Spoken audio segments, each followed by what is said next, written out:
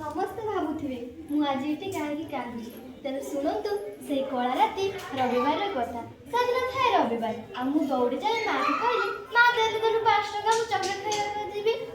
ଆରେ ନା ରେ ଯାନି, ଦୋକାନ ବହୁତ ଜୋର, ବାପା ଆସିଲା ବେଳେ କହିବି ତୋ ପାଇଁ ନେଇ ଆସି। ନାଇଁ ନାଇଁ ମତେ ଦେ, ମୁଁ ଆଣିବାକୁ ଯିବି। ହଁ ଠିକ୍ ଅଛି, ତତେ ପାରି ହେବନି, ନେ ପଇସା।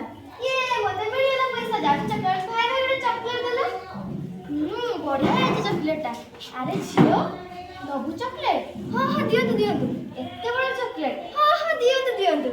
ହଉ ଠିକ୍ ଅଛି, ନେ, ଏଇଟା ଯାଇ ମୁଁ ଘରେ ଖାଇବି। ନା ନା, ତୁ ଏଇଟା ଏଇଠି ଖାଇଦେ, ତାପରେ ତୁ ଯିବା ବେଳେ ଆହୁରି ଏତେ ଚକୋଲେଟ୍ ଦେବି। ଠିକ୍ ଅଛି। ଆରେ ଇଏ ପଡ଼ିଗଲା ରେ, ୟାକୁ ନେଇ ଚାଲ। ଆଉ ସେମାନେ ନେଇଯାଇ ମୋର ଏଇ କଅଁଳ ମାଂସକୁ ଝୁଣି ଝୁଣି ଖାଇଗଲେ। ସେଇଦିନ ଠାରୁ ମୁଁ ଚାଲିଗଲି ପରଲୋକକୁ। ବାପା ମା ମୋ ନାଁ କେତେ ସ୍ନେହରେ ଦେଇଥିଲେ ପରୀ, କିନ୍ତୁ ସେଇ ପରୀ ଆଜି ଏ ଦୁନିଆରେ ନାହିଁ। ମୋ ପରି ହଜାର ହଜାର ପରୀ ଏବେ ଏଇ ଦୁନିଆରୁ କୁଆଡ଼େ ଚାଲି ଯାଉଛନ୍ତି, କିନ୍ତୁ ଆମକୁ ମିଳିପାରୁନି ନ୍ୟାୟ। କାହିଁକି ଆମକୁ ମିଳିପାରୁନାହିଁ ନ୍ୟାୟ? ନା ଆମ କଥା ଓଡ଼ିଶା ସରକାର ଶୁଣୁଛନ୍ତି, ନା ଭାରତ ସରକାର, କେହି ଆମ କଥା ଶୁଣୁନାହାନ୍ତି। ଆମେ ଝିଅମାନେ କ'ଣ ଭୁଲ କରିଛୁ ଆପଣମାନଙ୍କର?